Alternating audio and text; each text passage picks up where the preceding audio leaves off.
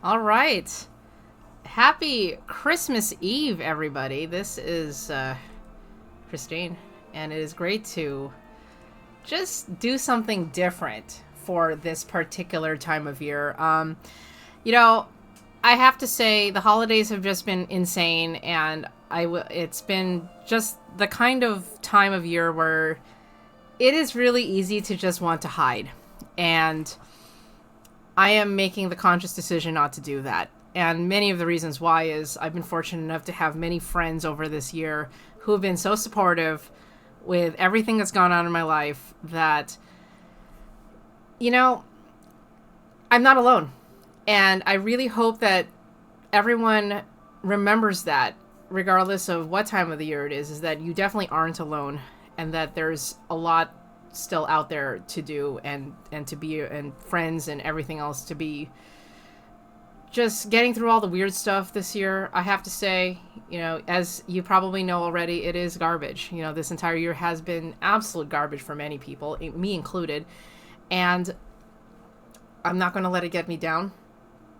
I'm choosing to enjoy the time I have in the way that makes sense to me. And the way it's going to make sense to me today for Christmas Eve is that I spent most of it here at the house. It's been raining here in Lawndale.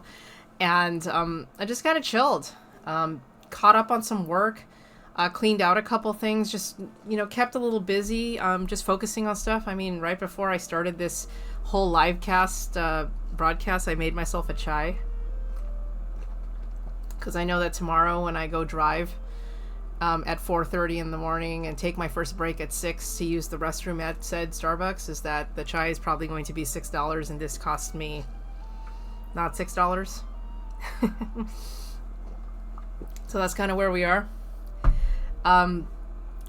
So I decided, I just had this random idea at noon, and for those who know that I do a lot of video work, I just decided to pull out some of the stops. Okay, this is a very, very low budget production. This is definitely something that I'm doing because it sounded absolutely stupid, and so stupid that it had to be fun. And so, in this case, this is what we're doing. Santa Watch 2025. So, I have been doing Santa Watch for years. Now, this is the very first time that I am broadcasting a Santa Watch. And this one's just really with open commentary, and I'm going to be throwing in some anecdotes about some of the weird stuff I've dealt with in the holidays. Whatever comes to mind, once again, just like the way I normally do stuff, it's a stream of consciousness kind of deal. So if I end up talking to myself for the next hour, then so be it. But at the same time, though, if anyone pops in or sees this recording later for some odd reason going, what in the world is going on? And hey, I got someone already. It's Shirley. Shirley, Merry Christmas to you too. I hope it's not too cold in Ohio. I don't miss that part of Ohio. And actually, now that I think about it, I think some of my stories are going to involve Ohio somehow. Just because I can and you happen to be here. But as you can see here, I did have some fun with my graphics. Ski season, yes.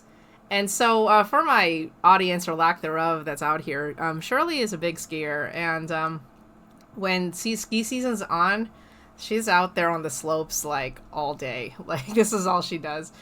It's awesome to see some of those pictures and all the crazy things. And skiing is something I never got into.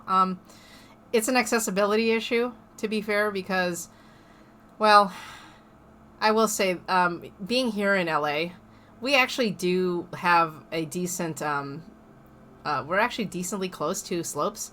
One of the closest slopes right now is Mountain High, which is not very far from here. However, due to the flooding that has happened as a result of these major rainstorms that have happened today, the road to Wrightwood and the area that has the closest ski slopes to Los Angeles is completely closed. It's also going to be very interesting to see if these storms have resulted in more powder. Because one of the things that I'm hearing about other areas in the like California and also in Nevada too, is that they are getting no snow right now. Yeah. So Yes. So yes, I'm really glad. I got another friend who's into this. Yes, we are going to track this. I mean, you have I have a lot in store today. I'm having way too much fun with technology, as you know, and yes, we will have some fun with the tracking because I have a very unique way of showing the tracking after we start going into our stuff. But yeah, back to that whole snow situation. Yeah, I'm hearing that Tahoe, Mammoth, all those areas are not getting any precipitation whatsoever. So snow is like really lacking up there. If you are in the east, you're fine. But yeah, it's pretty bad out here. So if you're a snow person out here, you're kind of hosed for a little bit. So it's a bummer. Yeah, it's I will say though, one of the coolest memories I have of this year was when I was on my Iron Butt ride and riding through Colorado and taking the section of I-70 out of Denver. And it was really this weird juxtaposition where May is where ski season starts to come to an end. Holy cow. Maine 8-inch. Oh, geez. Yeah, I don't miss the snow. That's the asterisk on that whole thing, okay? Like, I spent a year and a half in Cleveland, and that was more than enough for me. But going back to that whole thing, so I'm riding through Denver in, what's it called? I'm riding through Denver in May. This is early May, by the way. So temperatures on the road are probably about 45 degrees at the most.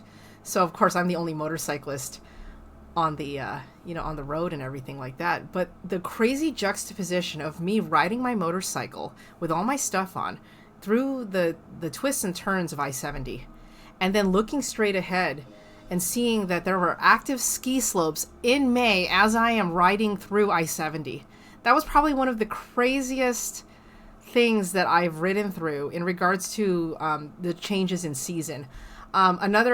Similarly, when I was in Ohio and I was still in the Columbus area, I remember riding through, I think I was heading home from whatever work I was at, but I was on I-270 in Ohio, and so this is Columbus region, and temperatures had dropped to about 37 degrees, and we were getting something called a wintry mix, and so we were getting snow flurries. Now, mind you, at 37 degrees, the roads are still safe to ride on because it still melts the snow on contact, so it's not like I'm going to slip and slide anywhere. It's more like just rain. It's like wet like rain. But one of the craziest things was riding through. I had all my heated gear on, 37 degrees, no big deal. I'm on my way home, and I'm looking up and around, and it just felt like I was riding through the fluffiest of snow globes. That was a very weird thing. I think about like all of the weird things I've ridden through in my life, and that's probably one of the weirdest things I've ridden through. One of the most painful things I've ridden through was when I was in New Mexico on I-25, or actually no, I was on a detour trying to get onto I-25 and I-40 and getting pelted with hail. It started to rain and then it started to hurt. And I'm looking up and I'm going, are you kidding me? Am I getting hit with ice right now? And to be fair, and yes, this has multiple reasons, like meanings in 2025, but I really don't want ice. That's all I'm going to say. That said, I'm going to go ahead, since we are, having some fun here, and the main reason why we're doing Santa Watch 2025, and it's nice to see that people are responding, which means that my microphone's working. That makes me feel really good. I'm going to go ahead and switch to the whole reason why we're doing this today. It's Santa Watch 2025. So let's take a look at what's going on. So, as you know, the two major Santa Watch websites that you can use, the OG, the granddaddy of them all, is the one that's run by NORAD. Okay? And NORAD has been doing this since the 50s, and it all started as an accidental wrong number situation. What had happened was, in a Sears catalog, they had this thing where you could like call a number to phone Santa, and they missed one digit, and that digit just happened to link to a top secret number for NORAD. That's just how this all started. I mean, you can read about this, but basically the military officer, I think he was either a general or a captain or something like that. He picks up the phone thinking it's probably going to be the president. It turns out it's a child, and he plays along instead of hanging up on this kid. And what happened was they just kept getting calls, and so he and his officers just started playing along, and it became a thing. So you can thank the now defunct Sears. I believe it was Sears, and that very kind person who said, you know what, I'm going to make a kid's dreams come true. You know, that's one of the things. You know, my profession, or at least the profession that I had until somebody chopped me this year. They get coal in their stocking, by the way. If you know which educational institution I'm talking about, they get coal in their stocking by like the truckload from me. Like, I will pay for the truck with the coal in it. Okay, but you know, my original profession is education, and so I'm a huge believer in, at least, you know, as much as we joke about screwing children's lives up, at least give them that ounce of hope that they're going to lose by the time that they're 14. Okay, like, you got to give them some hope. So with that being said, NORAD, the OG of them all, right? They put in their GIS technologies and the GPSs and all that stuff, and they turned what they usually only address by phone, which I have friends who have actually answered the phones at NORAD, and I would love to do that someday. That would be a bucket list item for me, to be one of the people that's answered at NORAD. I mean, we've had former presidents do it. It's fun. But they take what they would tell the kids on the phone as to where Santa is, and they turned it into this thing on the internet that people can just continue to enjoy. And it has always brought me some sort of hope, because growing up with Christmas, my Christmases were shitty growing up, okay? I came from a family who really didn't celebrate anything. I had, my mother was a nurse when she was still working. And she worked Christmases. I don't even remember a Christmas where she was actually in the house, because you get time and a half. But at the same time that you're avoiding all these holidays, the problem that was there was that she found no way to make up for it at all. So, like, Christmases for me were kind of useless. It was just a time where everything was closed. You couldn't do anything. And if you did get any presents, you know, it wasn't like anyone was there to give them to you. They were just kind of sitting there.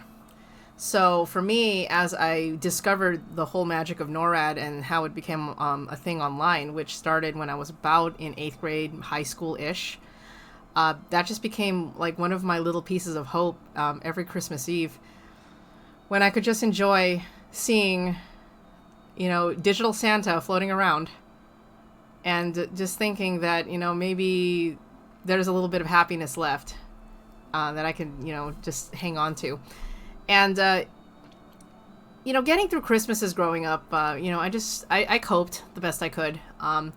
As I got older, I had opportunities to get a kind of quote unquote adopted by families and hanging out. But you kind of learn when you get abandoned emotionally growing up, is that you have to learn how to make your own life. You have to make your own, what is this, happy environment. And you have to learn how to bring joy into those kinds of things. And that's, I think, probably the reason why I resort a lot to creating media, writing stories, doing webcasts like this, and stuff like that. Really just to bring a meaning, or just to bring other people together. It just seems like it's something that just makes it worth it. You know, makes the holidays not so depressing, or at least in some cases when a lot goes on during this time of the year, when things pile up that you don't want to be piling up, it adds a little bit of light to the whole situation, so you don't feel so alone or weighed down by the world when everything just decided to fall on top of you at once. And that's kind of where this whole idea came from. I said, well, you know, I am spending this day enjoying the last day of my 9-day break that I have from the driving, the full-time rideshare driving job that I do. And yeah, why am I broadcasting at 6 p.m. on Christmas Eve, other than the fact that it's probably easy for people to access this right now, is that I'm probably going to be asleep in about 2 hours. I have my shift is at 4 a.m. and I have to wake up at 3 to get ready to go to work. And I am hoping that the rain will have subsided, or at least be a little bit more under control by the time all of this happens. But regardless, you know, you can always, as I like to say this one from my cousin, who in her infinite wisdom about making sure that holidays are moving targets, and all you have to do is make up for them. If you have some, Christmas doesn't have to land on December 25th. That's one thing that I always appreciated about what she did, because she always made sure that her kids enjoyed and had a life and enjoyed Christmas and Thanksgiving whenever the hell it happened. She did that for us for many years before COVID, where we would all have Friendsgiving the week before or the week after, depending on when her work schedule fell, and we all just made it happen. Because for many, many things, if it's worth it to you, you will make it happen. And that is what matters. So yeah, it's been an interesting time, but I'm going to just show you what we have on the screen right now if you're still popping in. So we have two screens here, and to the left here is Google's take on the Santa tracker, which came around within the last, I would say, it's somewhere between the last 10 or 15 years that the Santa Google tracker became a thing. And to the right is the OG NORAD. And I have both of them side by side so you can actually see what's going on here. And one of the things that I find that's interesting is that they both track Santa. But because Santa is magical, Santa can be, it's like Schrodinger's cat, right? Santa can be in two places at the same time because he's fast like that. So both of these trackers have versions of Santa's path.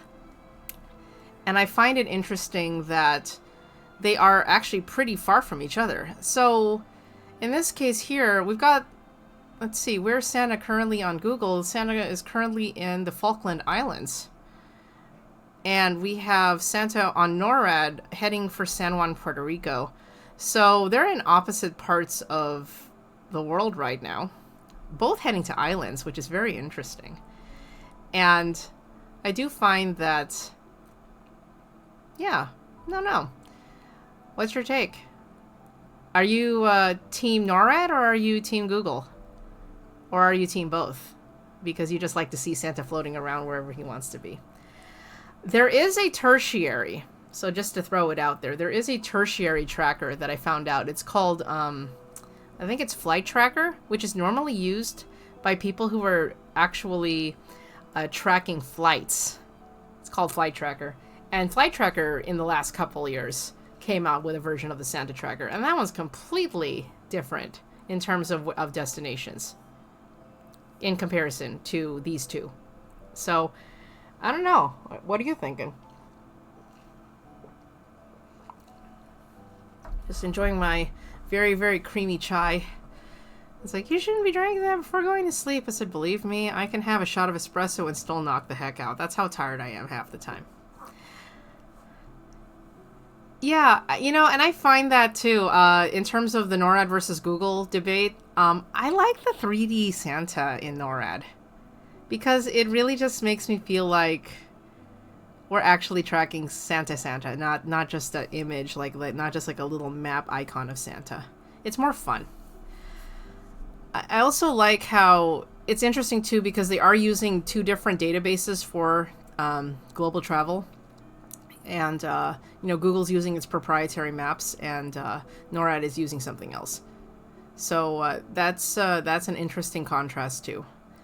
I'm a little partial to NORAD because they are the granddaddy, and I have been watching NORAD since I'm young enough to remember. So I think I'm going to stick with Team NORAD for myself, but I like having both because, I mean, look at cute Santa, just like on the Google side. I mean, he's dropping the presents off in the Falkland Islands. Apparently, they have a very, very gigantic chimney, and he's just kind of like doing the all-in-one thing.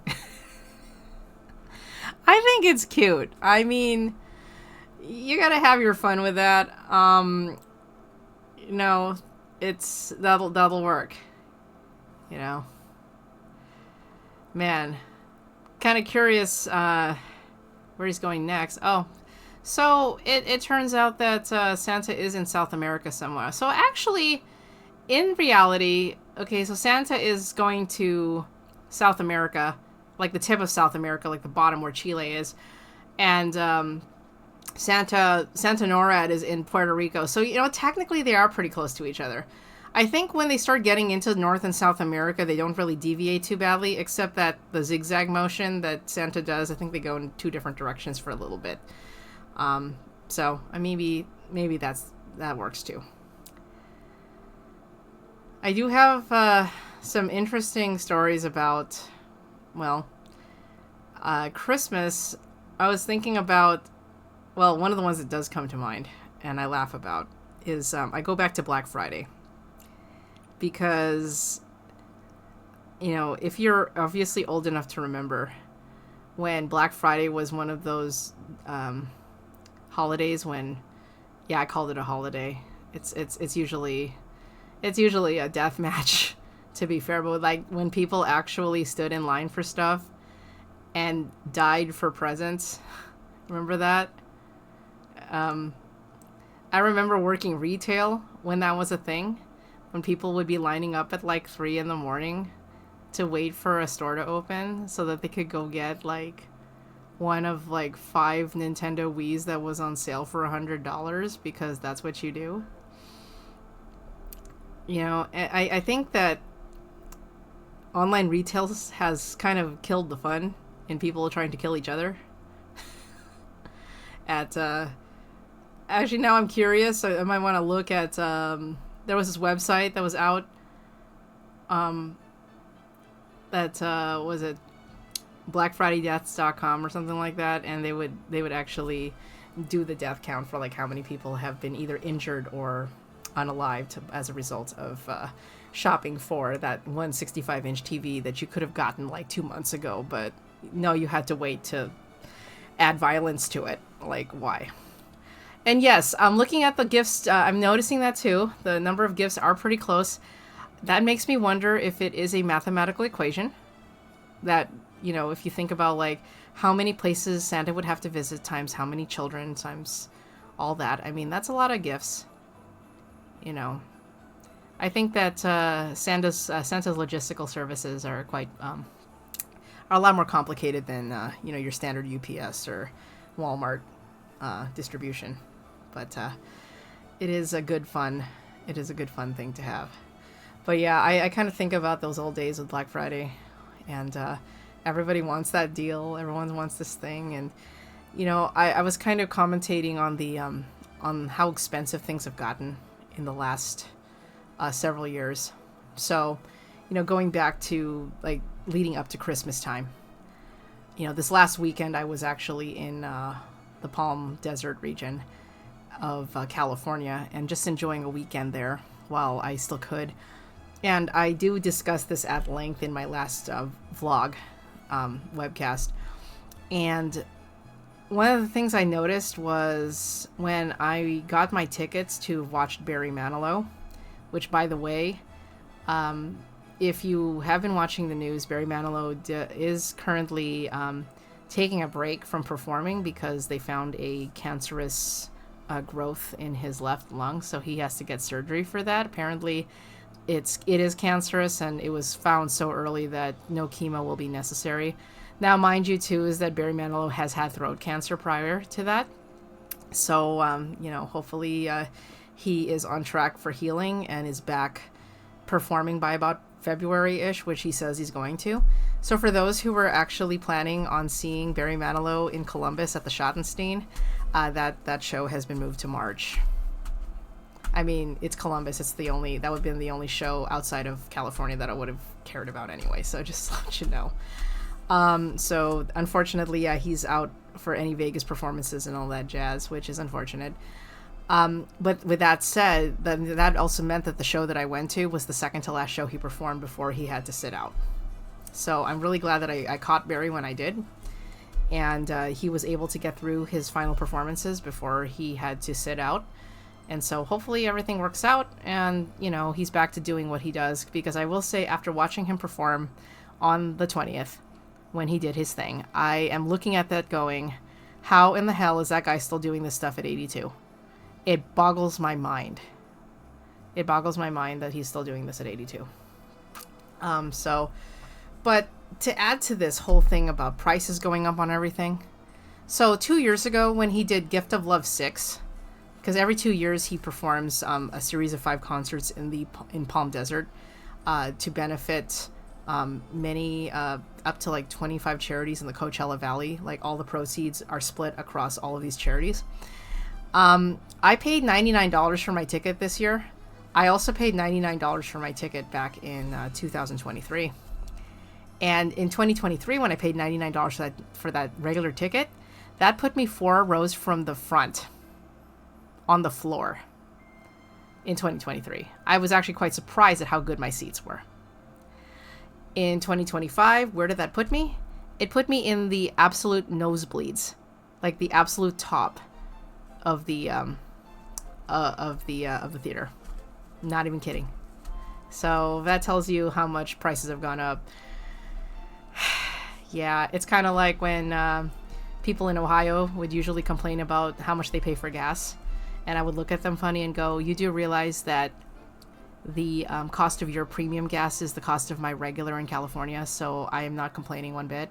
You can go ahead and do so, though. You know, but at the same time, you know, you are living I was living at the time in a part of the country that, you know, you can still kind of, if you try nicely or ask politely, you can get a house for the price of a VCR. I still refuse to move back to Ohio. I will not go back. Yeah, tickets are getting really stupid right now. I was very lucky this year to have been able to see a trifecta.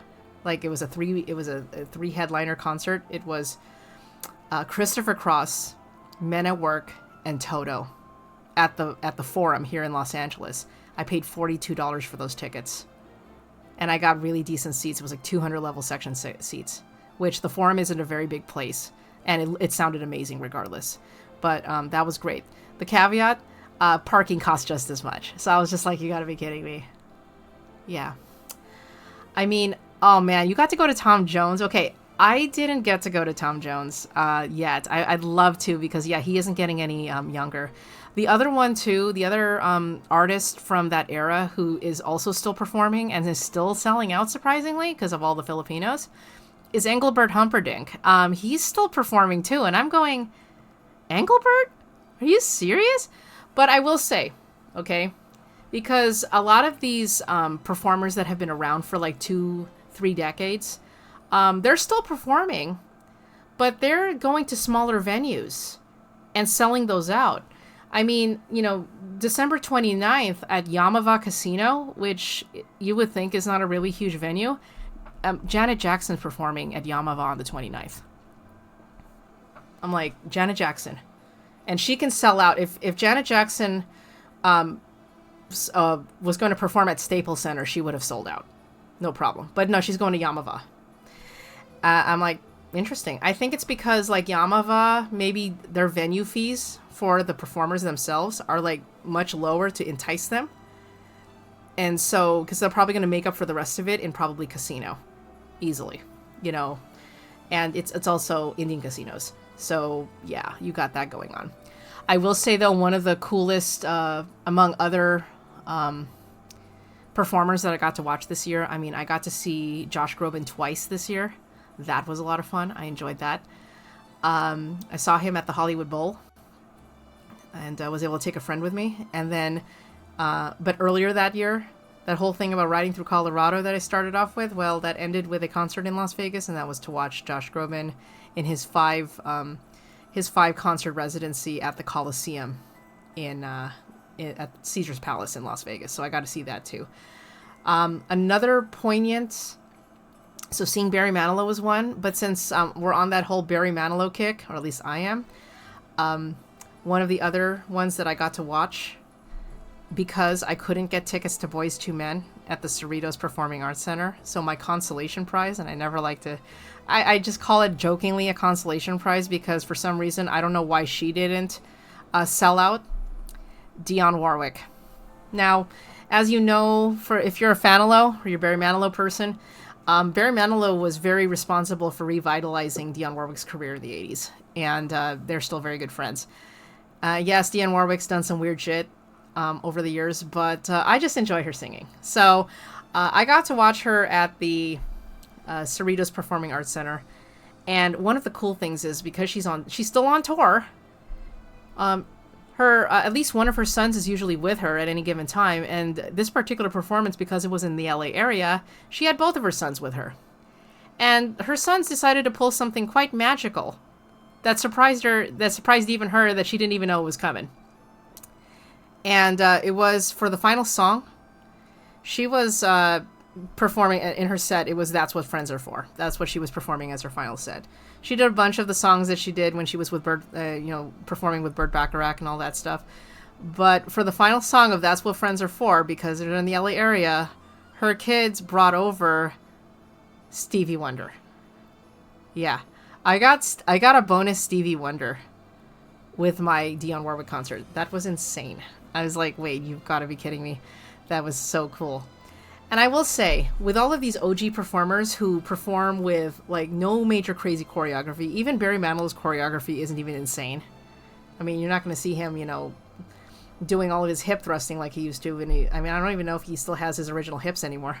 But, I've been to other concerts that have involved all of that, crazy hullabaloo. And I remember going to a Lil Nas X concert, and that was, like, all choreography and everything else. It's just, I know there's a whole thing about showmanship. And that whole thing about giving everyone that whole visual experience. But there's also something to be said about, you paid a ticket to watch someone sing a song that you really like, but you want to hear them sing it live. There is something to be said about that. And that's why I like all of these, as I call them, the OG performers, that will just take it back to the basics. I mean, going back to that Christopher Cross Men at Work Toto concert, Christopher Cross opened the whole thing. He was the first set. And just watching just how happy he was to be on stage again. And a lot of people don't realize that he almost died during the pandemic. So he's just happy he's even alive and touring, So, yeah, there's a lot to be said about that. So yeah. Not really sure, what else would be going on Christmas Eve. I mean, this is probably one of the quietest Christmas Eves I've had to date. It's been nice. I just have a few computers plugged in that I'm currently wiping out for service purposes.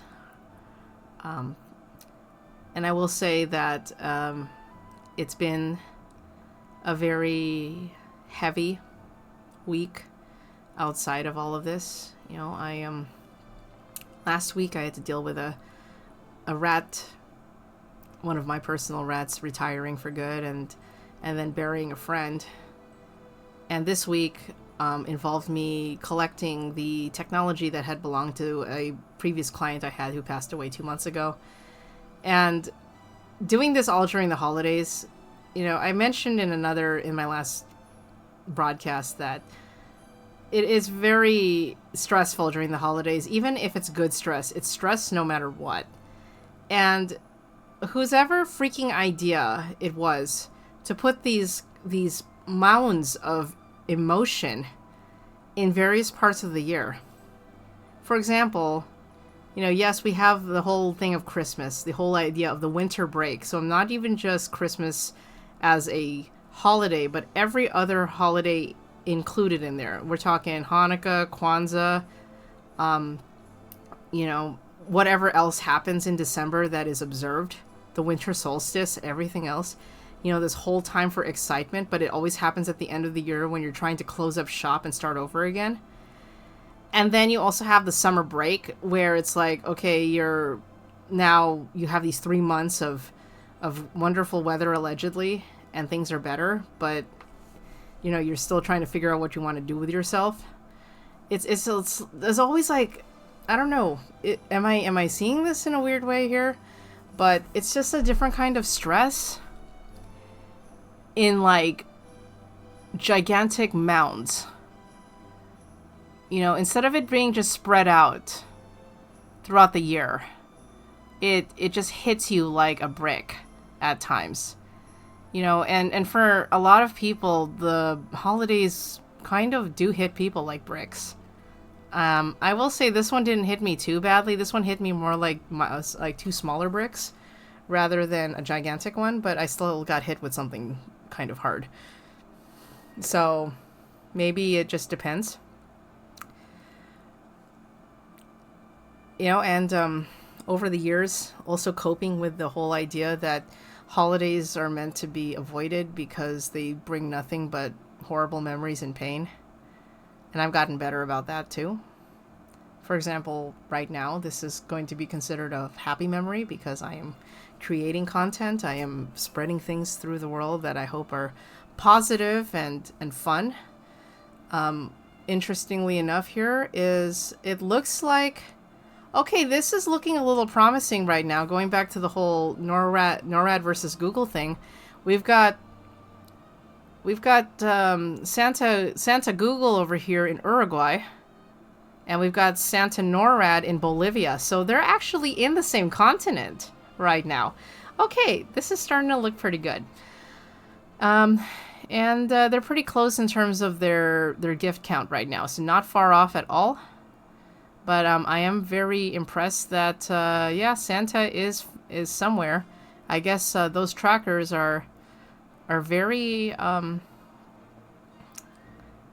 accurate. They're pretty close to each other. So Schrödinger Santa, right? He can be in two places at once, in two different states, or two different countries. You know. So let's see where he's going off next here. So we've got Santa NORAD heading to Cusco, Peru, and we've got Santa Google heading to was it Cordoba, Argentina. So, very interesting. I remember when I used to stay up and watch the NORAD and make the screenshot as Santa was passing over Ohio. That one usually happens probably around 9 at night, because Santa usually doesn't hit the United States until at least after 8 o'clock, which by then I'll be in bed. I mean, jokingly, I say that I asked Santa for a few things, but I also let him know that the dragon I want is red in color. That's how I look at it. You know, there's a lot of things that we want to ask Santa for, and yeah, I don't think I'm getting them. You know, like, dear Santa, I'd like a new job. Like, I'd like a new full-time job that allows me to do what my last job did, was things that I love to do, but like not working my ass off while I was doing it. I'd love that. You know, one of the nice things that that has helped me, though, with at least getting through the holidays is probably I have the luxury of having absolutely no family expectations whatsoever. I think that part helps with the stress, because now the only thing I need to worry about is myself and whether or not I turned off the oven when I was done. That's one thing too. Thankfully, I don't have those expectations anymore. Other people that I have considered family either are no longer on this earth anymore, or they're so far away that I can't do anything with them. So there was that. I will say, though, that I do have some plans for the new year. I was talking to one of my friends, and I think I'm going to do a second year in a row of making my signature prime rib for New Year's Eve. Yeah, I'm going to make that expectation on myself to do the infamous prime rib that I have been known for. And actually, if we go back to the pandemic, we go back to December of 2020. That was when I live streamed the prep of that particular dish.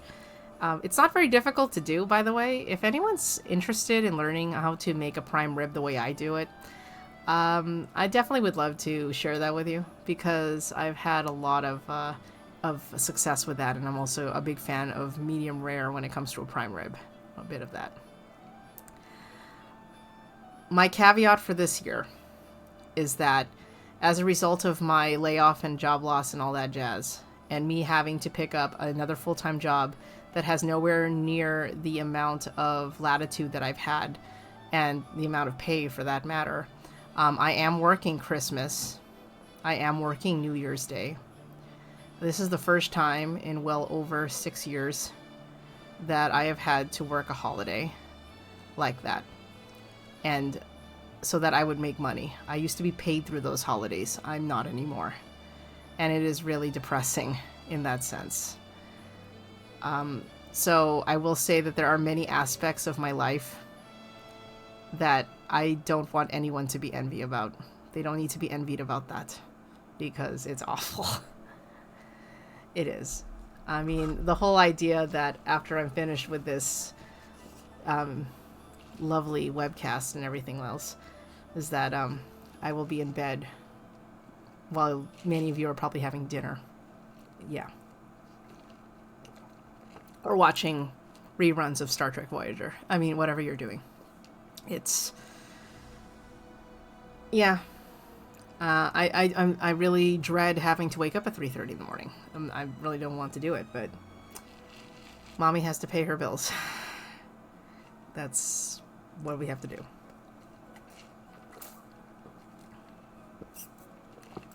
So,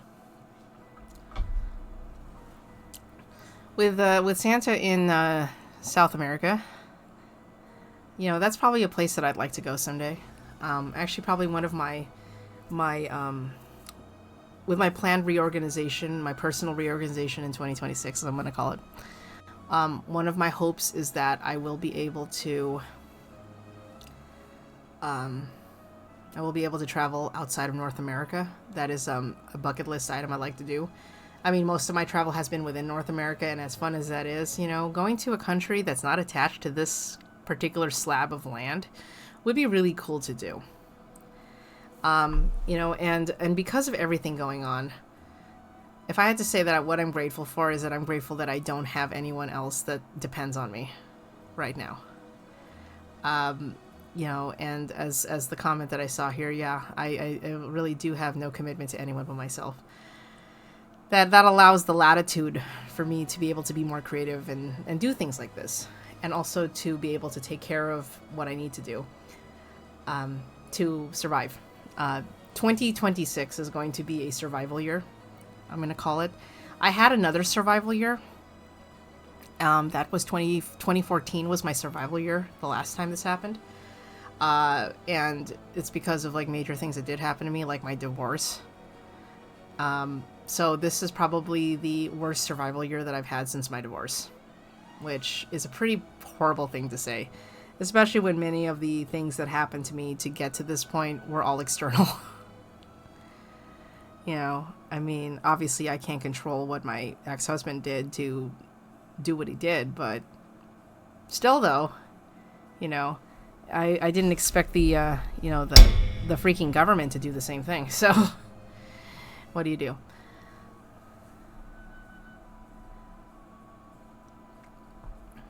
Let's see what else is going on in the world right now. You know, now I'm actually really curious about the Black Friday Deaths website, if that's even still around anymore. I'm actually really curious now, because if that's still around, let's see if it is, just for fun. You won't be able to see my screen because I won't be able to share it, but let's see if it is. It's called Black Friday Death Count? Yeah. Oh. Yikes.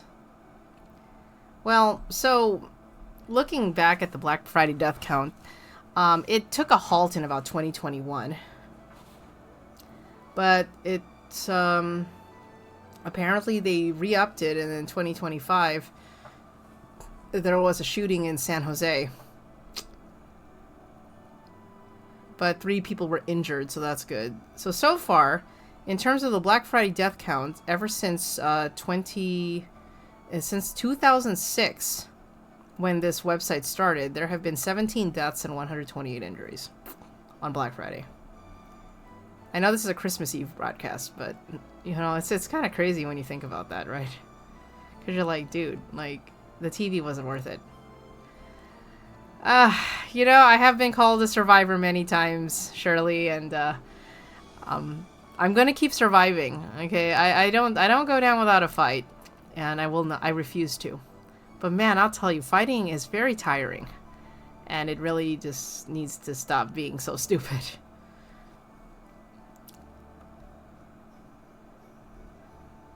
I really hope everyone's actually enjoying the Santa tracking portion of this this particular webcast. I had a lot of fun setting this up and doing the whole Santa watch thing because, well, I mean, how often do you get to do this? Like once a year? Because, you know, he's chilling the other 364/365 days. You know, last year was a leap year? Something like that. Out of curiosity for the people in the audience, you know, any plans for 2026? Like, is there anything vaguely interesting that you want to try to shoot for in 2026? I mean, I have quite a few that I'm trying for, like, you know, acquiring gainful employment that isn't stupid. That's one thing I'm looking for. I'm looking forward to getting closer to paying off a few debts. I'm looking forward to continuing this animal rescue for as long as I can. You know, got a lot of that going on. I'm not sure where I'm going in the whole scope of things when it comes to traveling, but you know, I'll try something. It's at least there's something to look forward to. You know, one of the things that's nice is that with the weather here in LA is that, yeah, we're getting peed on right now by Mother Nature, but once it's over, we're back to, like, just normalcy. You know, it'll get a little cold in January.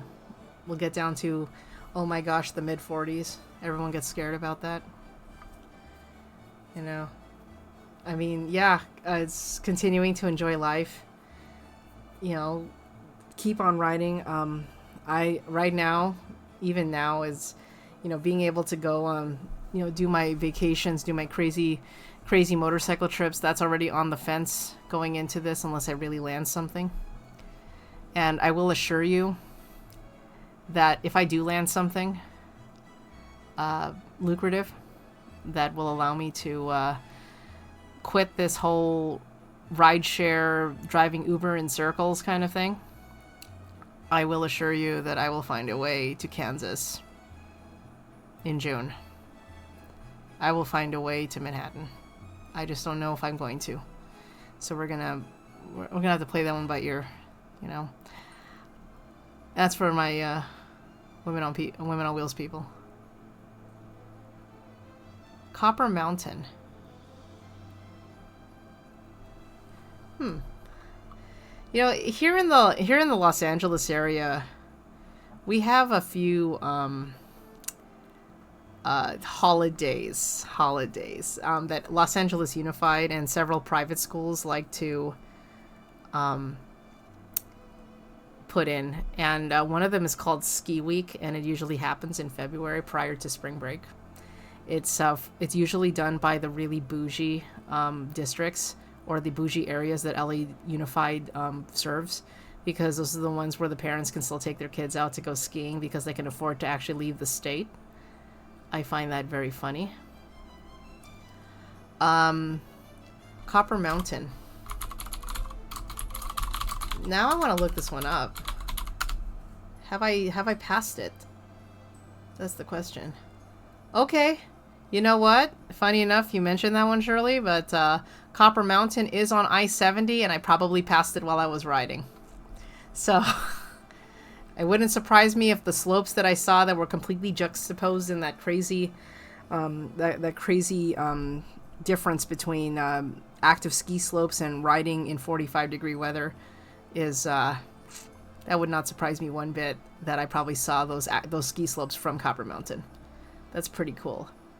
One of the things I do find funny, though, is that Colorado is one of the states that has a Buc-ee's. Of course, if you wanted to go to Buc-ee's, it's actually, you'd have to go up I-25 to hit that one. But, yeah. That's one thing I need to do again. I need to go back to a Buc-ee's, but I need to do it when I don't have, like, a time crunch. Because when I went to Buc-ee's back in May, that was part of my Iron Butt ride, so I could only spend, like, an hour there. But, I need to go back to a Buc-ee's to actually just take my time and eat all the things. Because it was such a magical moment to do it. I know, it's like, why are you talking about this overgrown gas station like it was, like, amazing? Google says they were open on May 11th. Well, you know, Shirley, that's perfect timing because, what day did I pass through there?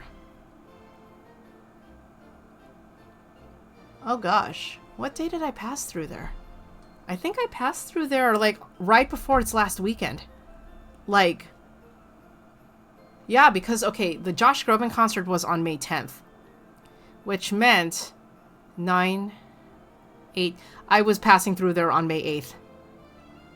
Oh, well, that explains it. Yes, I did see Copper Mountain then. Because it was May 8th when I was on I-70.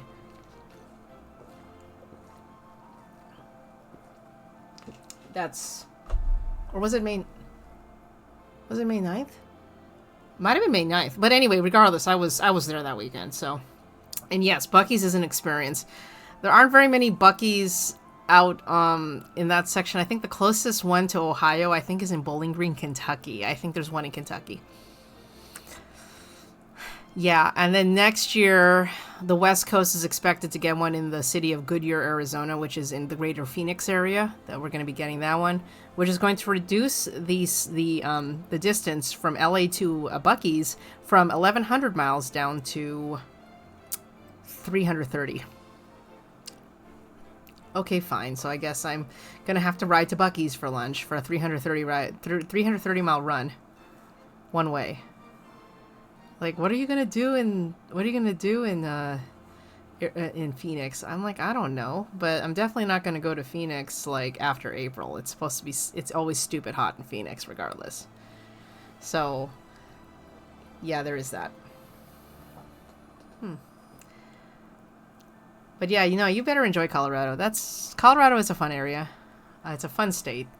The Denver region is very fun.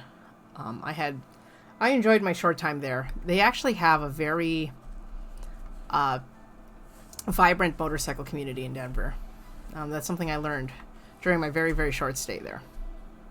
And I'm glad that I did. So, motorcycling is still alive and well in many parts. I will say, though, one of the places that kind of boggles me when it comes to the motorcycle scene is the Coachella Valley, of all places.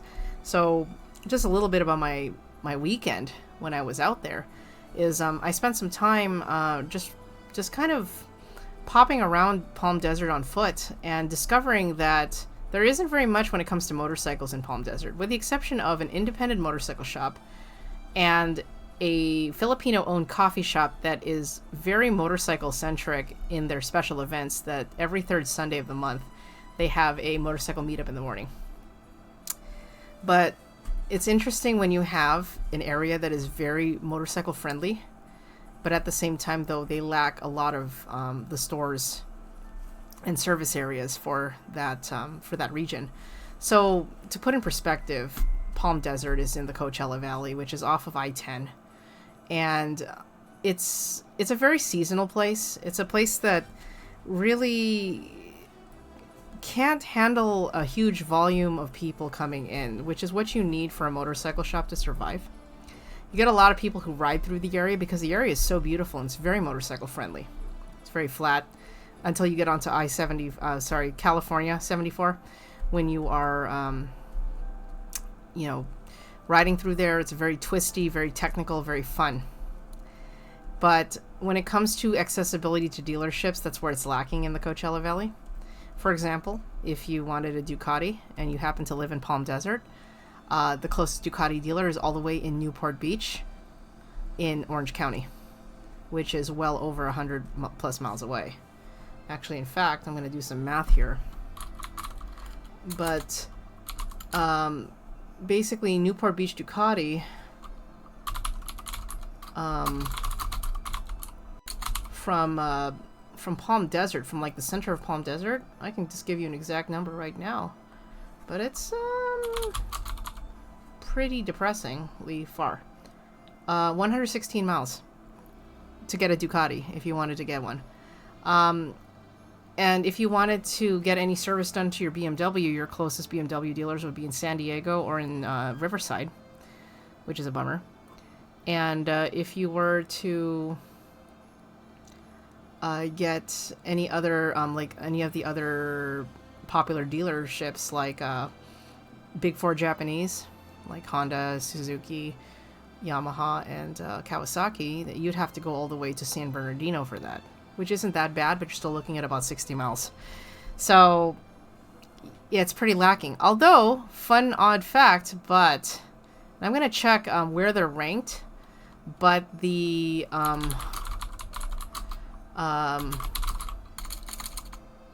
Palm Desert Cycle Gear is actually, it's either the second or third largest cycle gear in the entire chain. So there's an odd one right there. It's like nothing, nothing, nothing, and giant cycle gear. Yeah. Makes you wonder. I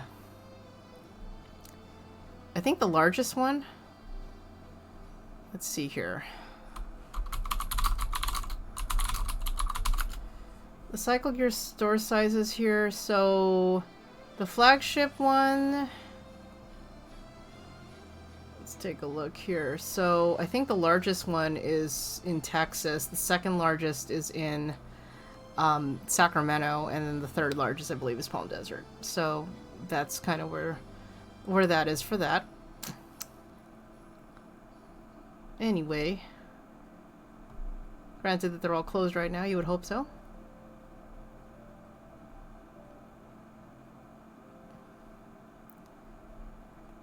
Kind of crazy though when you think about accessibility to things, you know. We live in a world now where a lot of things can be shipped directly, but there's still something to be said about being able to physically go into a store and try something or get the service you need. But yeah, when you come to that realization that some of the closest dealers to that region, especially, you know, if you needed help with anything, they're at least 100 miles away. So that's a bit much. Well, currently, let's take a look at our screen right now and see how we're doing. We've got Santa Google right now in Kingstown, St. Vincent, and the Grenadines. And we have Santa NORAD heading to Havana, Cuba. Alright. Well, they're still within range of each other. You know, they're still in the Caribbean Sea. So, close enough, I guess, for this. That works. Well, if you are tuning in, love to hear from you.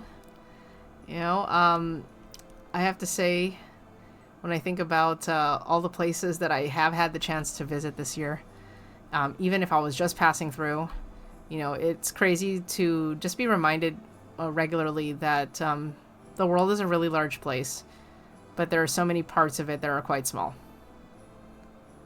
So, yeah, it has been an interesting year so far. Since we're all on the same line here, and do also want to mention that these kinds of webcasts, you know, these aren't going to disappear. They'll disappear from Facebook in about 30 days, but that's just because of what they do with storage. However, though, I do take the recordings of these and pass them on to my YouTube channel. I did start a new YouTube channel specifically for the vlogs, these webcasts that I do, and it is called A Mischief of Christine, and that is on YouTube. I also started a Substack of the same name, and that link is available on my YouTube channel if you'd like to read about some of the crazy stuff that I do on a regular basis on the road. If you are on Facebook with me as a friend, you get to see the raw versions of the stuff that I write on my Substack. But if you do subscribe to the Substack, I actually add more details, and it's a far more refined version of what I usually post online during my lunch breaks. So if you are curious about that, feel free to pop over to A Mischief of Christine on YouTube. And yeah, Shirley, it was great to see you in LA back in May. I enjoyed that one a lot, especially because it had been a hot minute since we did see each other. And just being in that part of the West Side, that part of Los Angeles, it's definitely one of those places that is far more vibrant when you're walking around. And if you're going during that time of the year, the weather's comfortable. It's quite nice. You know, you're just in the middle of everything. You know, I mean, there's really never a bad time to be in LA, unless you're dealing with the rain this weekend. But that's just me. I'm a little biased, though, in regards to what part of Los Angeles I like, because I live south of Venice, Santa Monica by about 15 miles, and it's by far probably the quietest section of Los Angeles compared to everything else. And that's probably why I fight tooth and nail to stay here, because of that.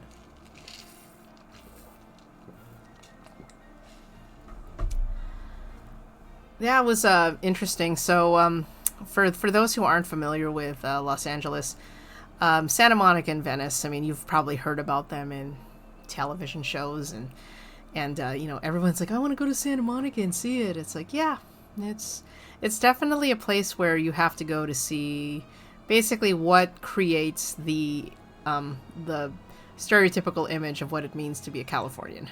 I mean, that's probably a Southern Californian, rather. Because I will say that the difference between Southern California, the Bay Area, and Northern California, contrary to popular belief, and this is my opinion, is that there are 3 distinct sections of California. If you go across the coastline, and then you have everyone in the Central Valley, which we don't talk about everyone in the Central Valley.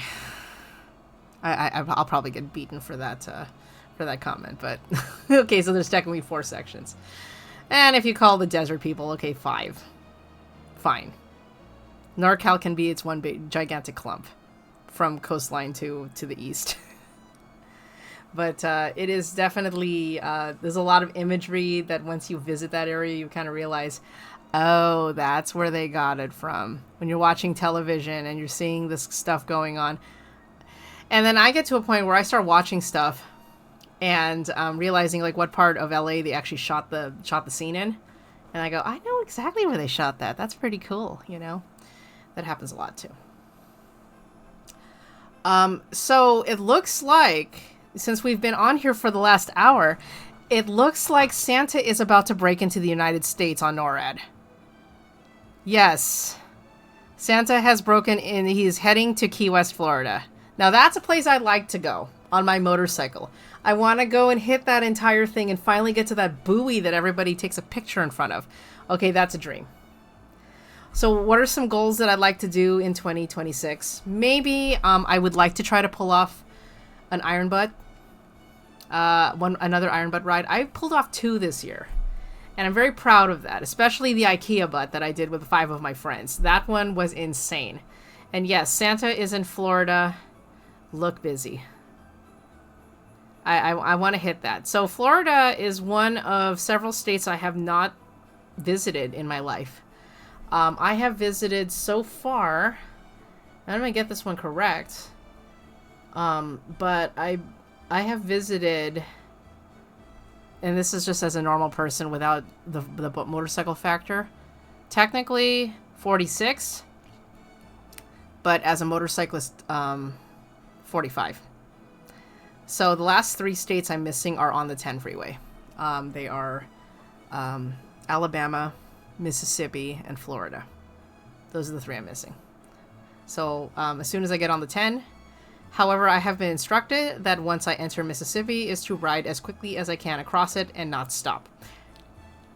In 2025. That's what I was advised. I'm like, okay, sure, I guess. Yeah. That actually brings me back to a story about Thanksgiving, because there was a passenger that I picked up from believe it was the Palos Verdes region. So this is one of the nice areas facing the ocean down in LA, down in my area of the South Bay. And so I picked up this person, and this person was actually a student at Ole Miss. And this person was telling me that there is jack shit outside of Ole Miss. Like, literally, the university, a few stores catered specifically, like fast food joints and things like that. It's like a small university town. And then there's nothing outside. It's like everybody leaves Mississippi as soon as school is out. Like, the only reason for being in Mississippi is the existence of that school that just happens to be in the state. I'm like, you know, that's a really awful thing to think about when you realize that that's really as bad. That's Mississippi. You're just like, I mean, that's if someone can at least maybe give me a little bit of a insight into, is Mississippi really that bad? I mean, granted, I spent 4.5 years in Ohio, so I have enough of an opinion. I have 4.5 years worth of an opinion of Ohio, but what can you tell me about Mississippi? I'd like to know. We're just kind of thinking about that, right?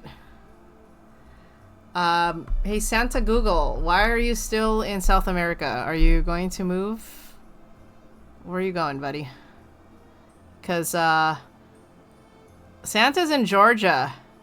NORAD is reporting that he is in our country right now. Where are you? Just kind of hanging there.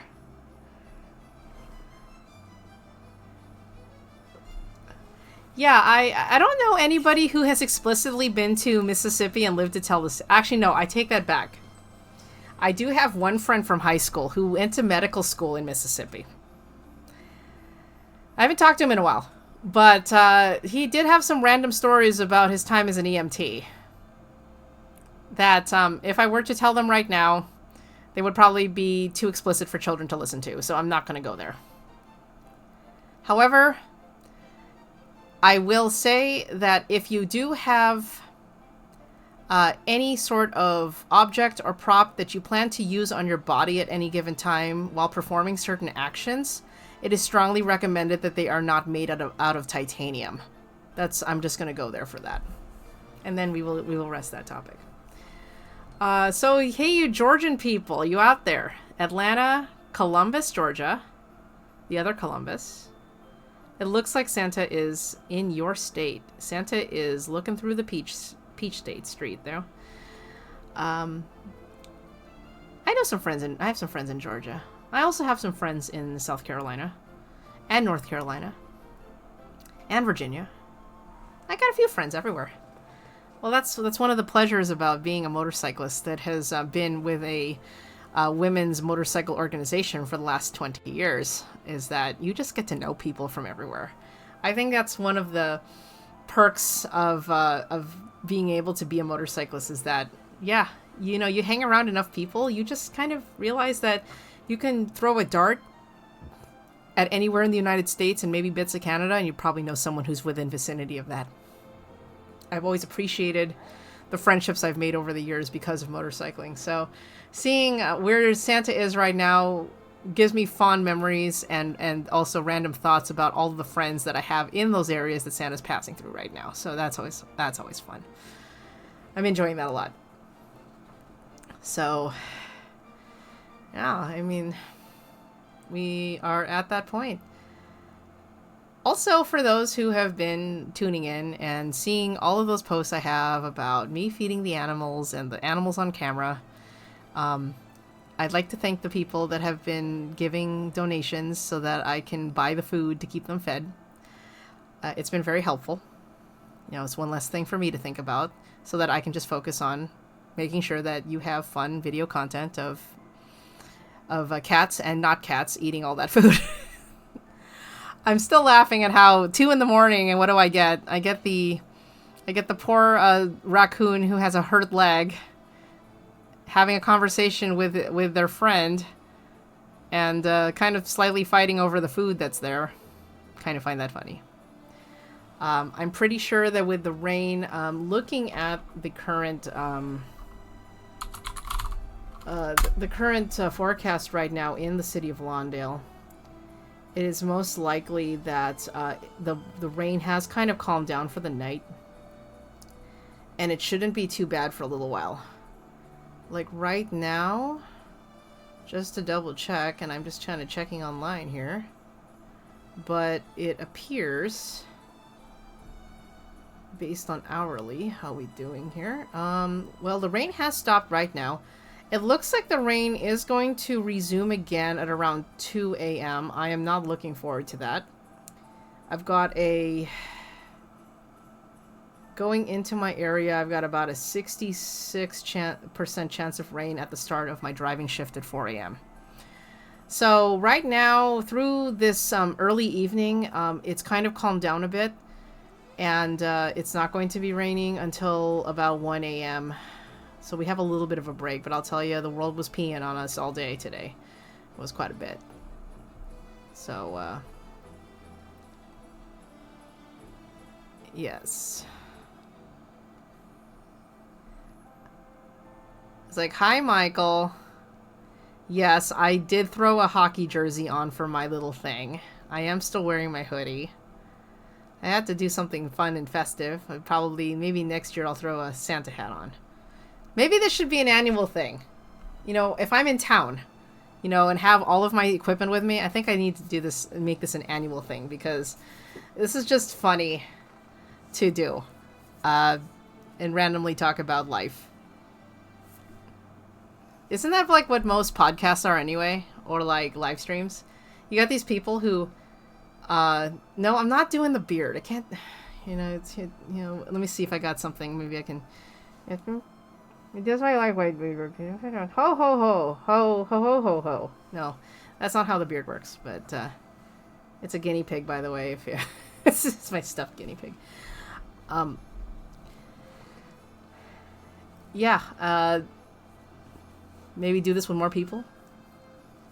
But, I mean, isn't this like what most people do, you know, when they're about to go gaming?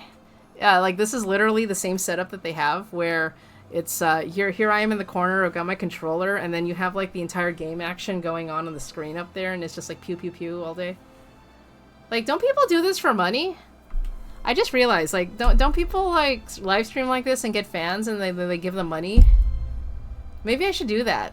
Like, that should be my thing. It's like, but then I would have to constantly come up with stuff to talk about, like, every day. It's like almost like a serial. I don't know if that's something I could sustain. You know, doing this is just funny to do. Especially when I've basically taken something that a lot of people have seen and just turned it into, wait, we're talking about Santa right now? Like, what are you doing? I was like, yeah, we're talking about Santa right now.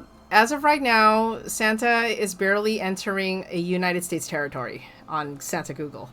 And Santa NORAD is currently having his way with South Carolina.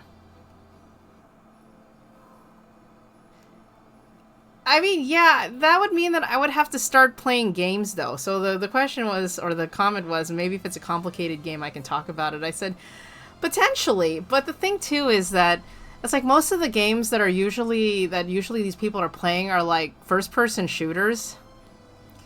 I'm a little retired from first-person shooters. I don't remember the last time I played first-person shooters. And I've never been one to be a competitive gamer. I mean, I'm already like thinking in my head, do I really want to be like looking at a screen this long? I don't know. Horror games? You know, it's like, am I a, what do they say? You know, when it comes to your your movie preferences, are you a Hills Are Alive or the Hills Have Eyes kind of person? I'm more of a Hills Are Alive person, not the Hills Have Eyes. But I don't know. I guess. Maybe do some commentary. I have to do some commentary on something that's not copyrighted material, so like I can't, you know, put up a, you know, live stream a video like a movie and go completely like, you know, MST3K on it or something like that. Like, I can't do that. Mystery Science Theater 3000, by the way, for those who don't know that that acronym. Maybe a live stream on. See, this is when I wish my other friend Susan was here, because she watches this stage performance every single year, and multiple times at that, because the performance is always different. but it's called Santa Claus Conquers the Martians. And I did that last year with her, watched Santa Claus Conquers the Martians. And let me see where it's being performed. It's this tiny theater in Fullerton. Okay, we're still talking California here. But Santa Claus Conquers the Martians is a very cheesy movie that came out in 1964. And it's so cheesy and stupid, and it is played every year, usually on KTLA. And you can watch it in its entirety on YouTube if you are also inclined. It is actually free to watch. But what happens is, like, it's a low budget movie. It's really stupid. But what they did with it was that they turned it. There's a troupe that turned it into a stage performance, and it's at the let me see here. It's usually at the, which theater is it in Fullerton?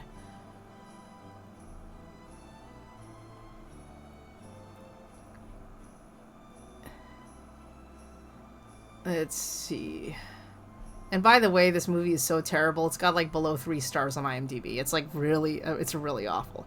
But okay, so it's the Maverick Theater in Fullerton. Okay, and it's a stage production of this weird musical. It's not even a musical. I'm sorry. This weird movie, and it's so cheesy, and majority of the things that the Martians do, it's completely improv. It's absolutely absurd. You don't even know why certain things are happening. There's like a basic plot, and then pretty much it's like almost poetic license, whatever these guys do during the show. So like, there's a reason why people will watch it multiple times, because depending on which actors are running it. But if anyone's interested in seeing it or working about this, and actually I'm going to be pulling up the KCRW report that Susan herself actually contributed to, if anyone is interested. But it's called Santa Claus Conquers the Martians, the stage production. I think it's funny. I watched it once, and I'm sitting there going, "What did I just watch?" But like in a good way. It was just like, wait, what?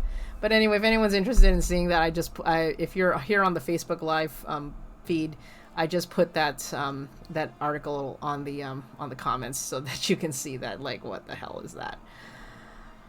It is pretty funny.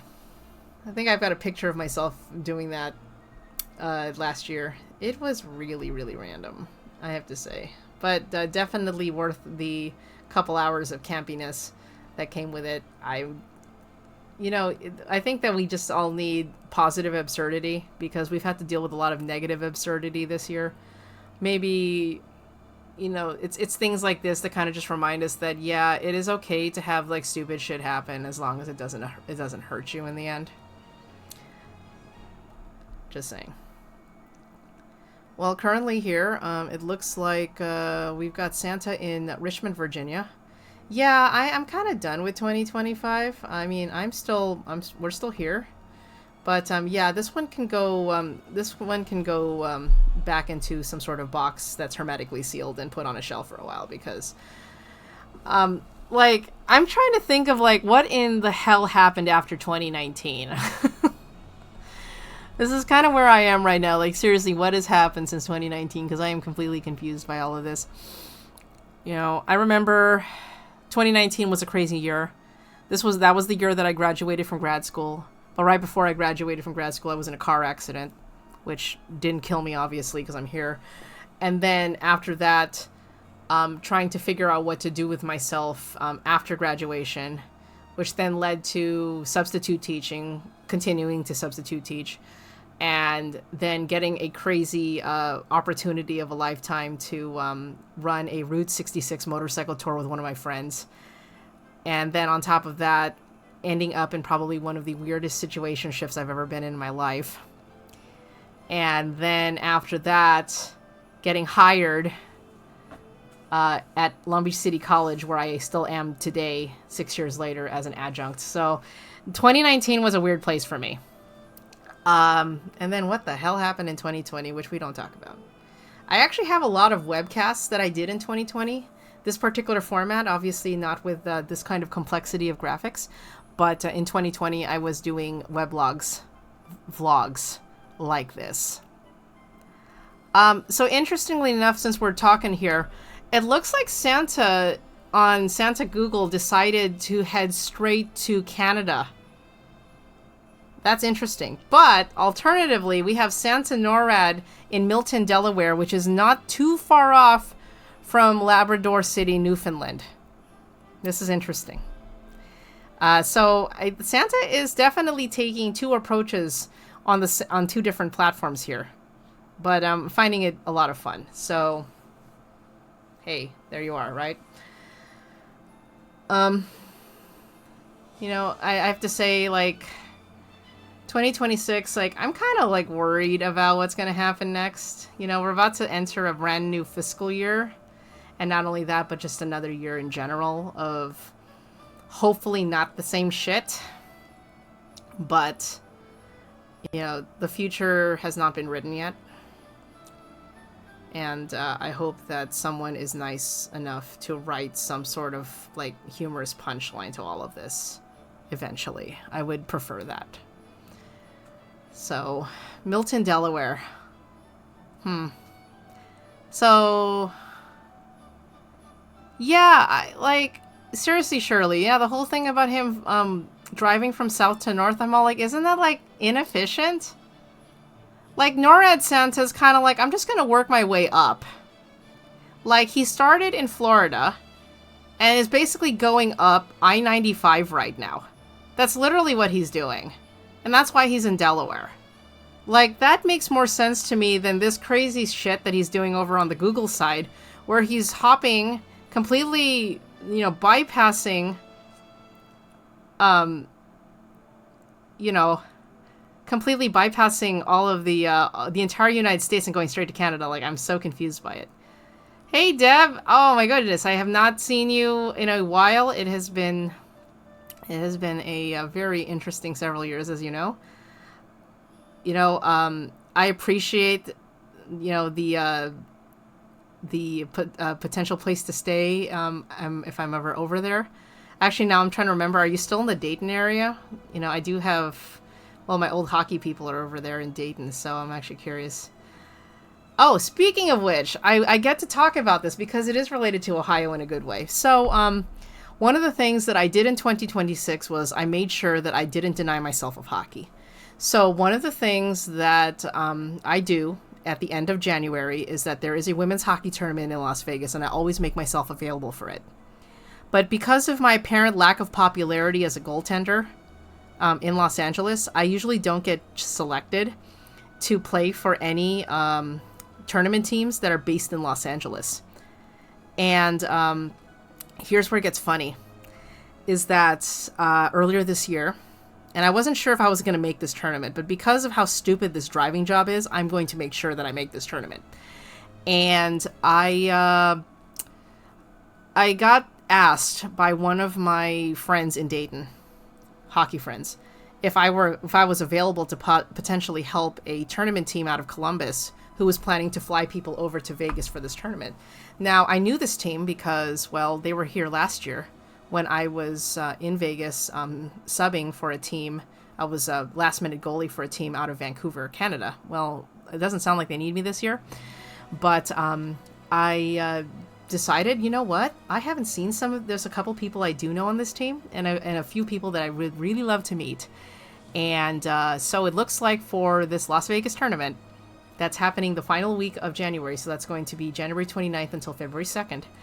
I will be back in the net for a team based out of Columbus, Ohio. So I will be playing for Ohio again in January. I have a funny rule now that whenever I do play in that particular tournament in Las Vegas, I do not play for a team based out of Los Angeles. I have a rule for that.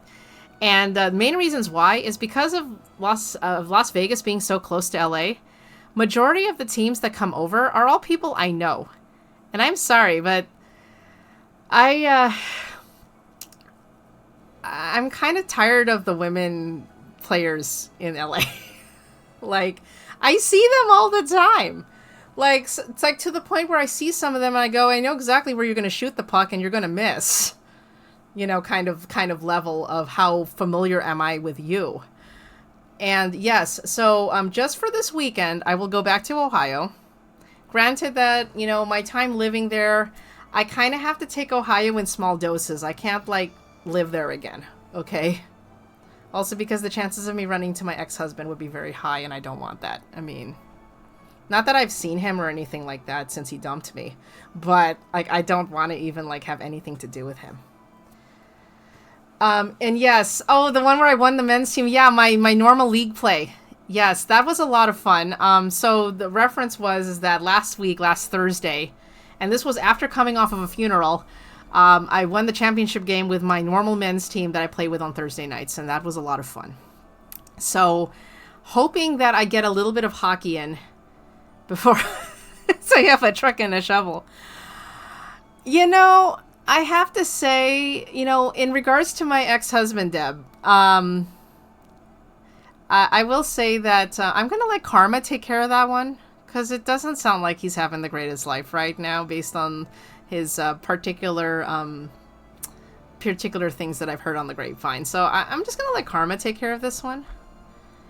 Yeah, I know. It's been a while since, yeah, I know. I play at such random hours, Mike. Yeah, it's hard for me to pin me down when it comes to playing, because many times that I play, I usually am subbing. So, like, I'm covering for a goalie who's out, and so I usually don't get notification that I'm going to play until, like, the day of or the day before.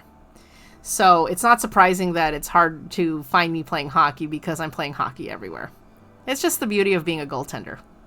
That's just what happens.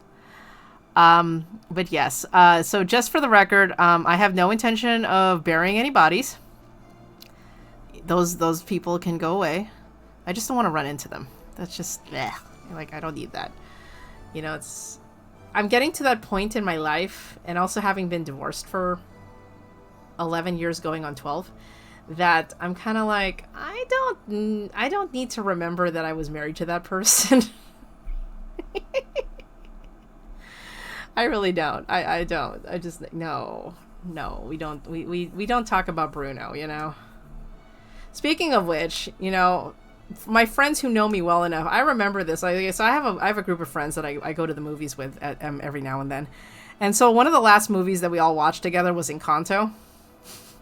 And if you've watched Encanto, whether it's you watching it or you watching it with your children or grandchildren, there's that whole scene about we don't talk about Bruno, which if you have watched the movie, and I'm not giving away any spoilers here, but Bruno is one of the characters who's like a he's kind of like the outcast uncle who lives in the house. And there's this whole section where they find out where Bruno's hiding in the house, and all of his friends are rats. So, of course, as they start singing We Don't Talk About Bruno, I hear one of my friends go, "Hey, are we inside Christine's house right now?" And I'm just like, I knew that was coming, but dude, really? Like, did you have to say that in a movie theater? I mean, yeah, we don't talk about Bruno.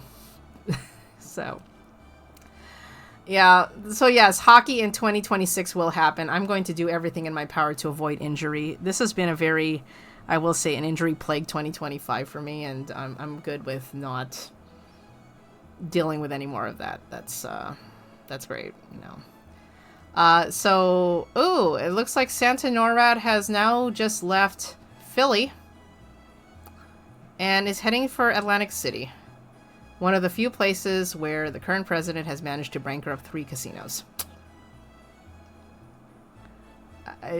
It's like, you know, I have to say, you can only allow a second grader to fail a test 6 times before you just tell them to stop trying. Otherwise, I'm going to make you repeat the grade. It's just like, nope. So, Santa... What is Santa doing in Nova Scotia? Google, seriously? What are you doing? Just taking a huge gift dump in Nova Scotia, in Dartmouth. Okay, you go do that. But it looks like Santa Claus is doing the New York City shuffle right now with lots of gifts to go. Not sure if I can keep this broadcast going until he makes it to Ohio. But it has been fun doing this. Like I said, I really didn't know what direction this was going to go into, and that was just going to be completely casual and just enjoying, you know, doing something like this because you can. I will say one of my goals, though, in terms of riding, is that I would like to ride a motorcycle across Ohio again, just to return, and just say, hey, you know what, however the hell this story ended for me, you will not defeat me. All right, Deb, take care. I will do what I can to not do a slip and slide. Yes. And honestly, I don't know when I'm going to end this. I think I'll find a stopping point eventually. I still have chai left, so we're not there yet. Okay, fine, now I'm kind of out of chai, but it was good chai. West Point, New York. So, yeah.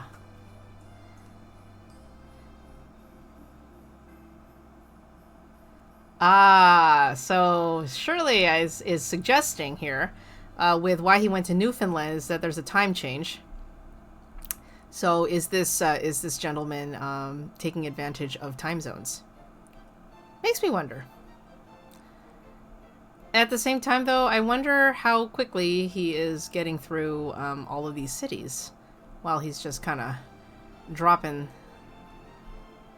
stuff. I would like to go to Newfoundland and New Brunswick and all that. That would be fun. You know, that upper section of Canada. I mean, I know the pictures don't do it justice. I hear it's gorgeous up there. But currently, though, Santa is going through Rhode Island, which, if you haven't been to Rhode Island, it's usually over before it begins. Rhode Island is so tiny. Like, honestly, now I just want to ask.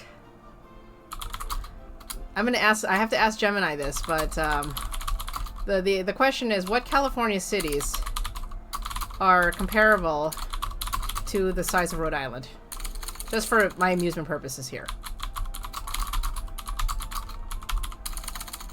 I have to do it, right?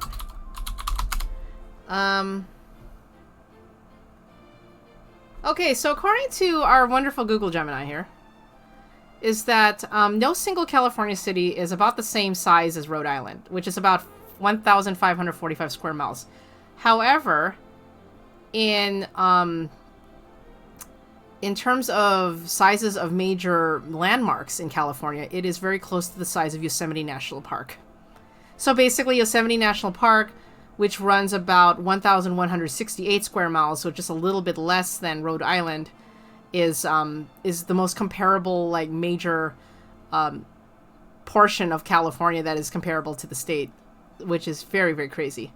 And then you know, the data is continuing to tell me that Los Angeles County, yes, Rhode Island can fit inside Los Angeles County about 2.5 times.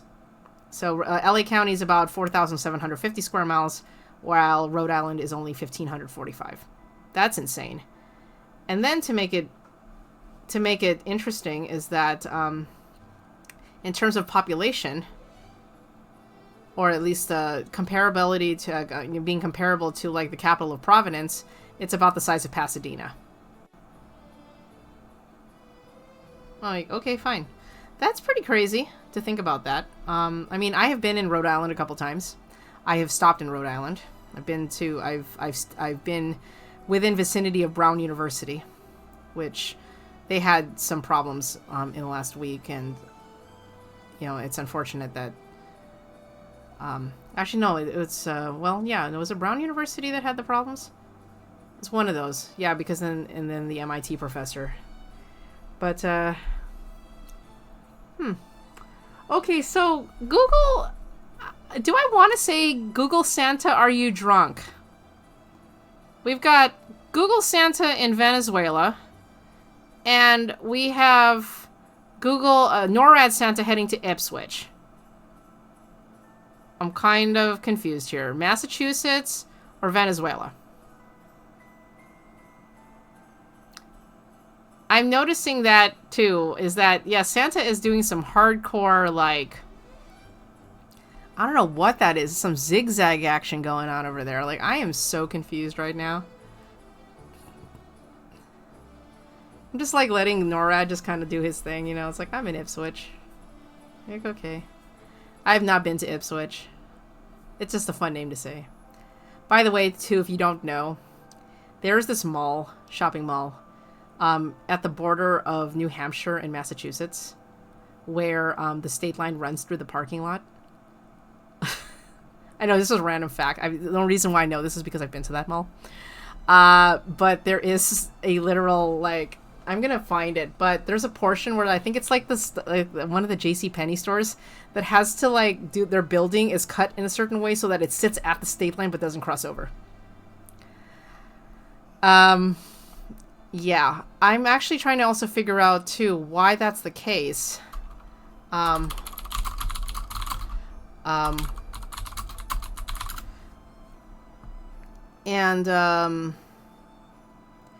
that's it. It was called it's the mall. It's the one in Nashua. So my ex-husband spent some time in his childhood in Nashua. So when I was riding through the East Coast and we were still riding together, we had to stop through Nashua because that's where he spent a lot of time at. And Pheasant Lane Mall in Nashua, New Hampshire, is at the Massachusetts border. And the reason why it's barely skirts Massachusetts is that New Hampshire has a lower state tax. So what happens is Massachusetts people, if they want to go shopping and not pay as high of a sales tax, they cross into New Hampshire to go to that mall. Like, I'm not even kidding. Like, that's a thing. Okay.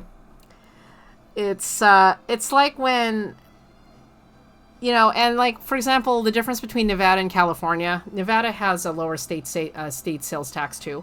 So like, there's a lot of people who will go shopping in Nevada if they're visiting like Las Vegas and stuff like that because of the lower sales tax. I think it's about 2 to 3% lower in sales tax.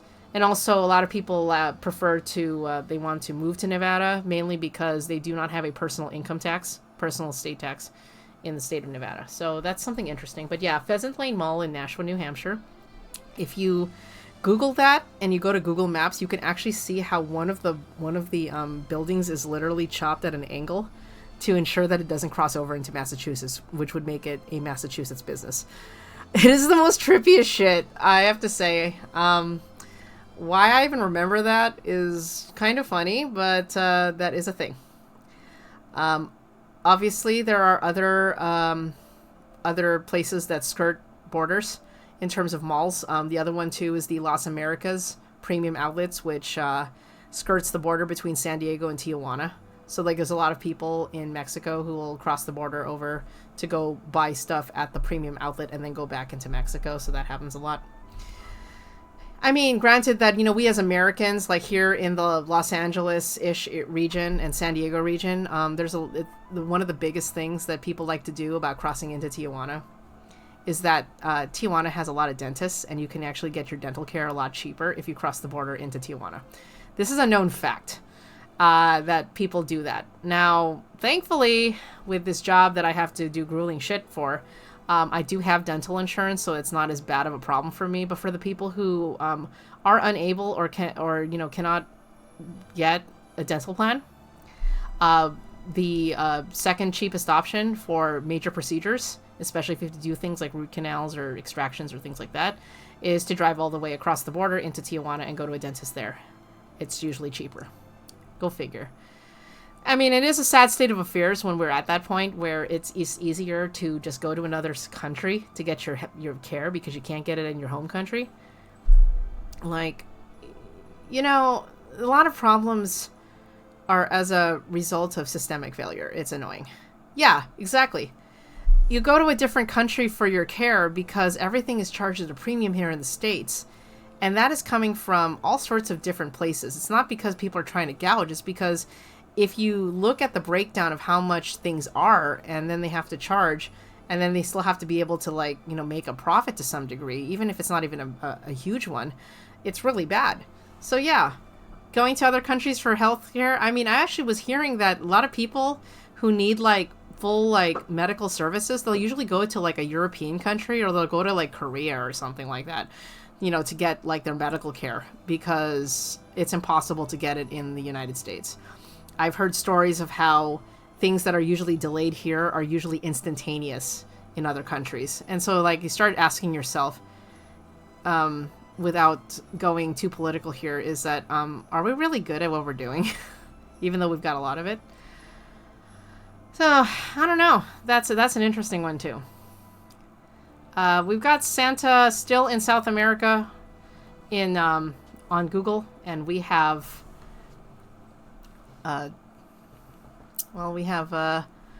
Santa headed for Vermont after passing through Connecticut. Now, one of the first things that comes to mind about Connecticut, the late and great Christopher Plummer. Every middle school girl's heartthrob back when The Sound of Music was a thing, right? Yeah, Christopher Plummer in his last several decades of life lived in Connecticut, and actually had a pretty good time there. It was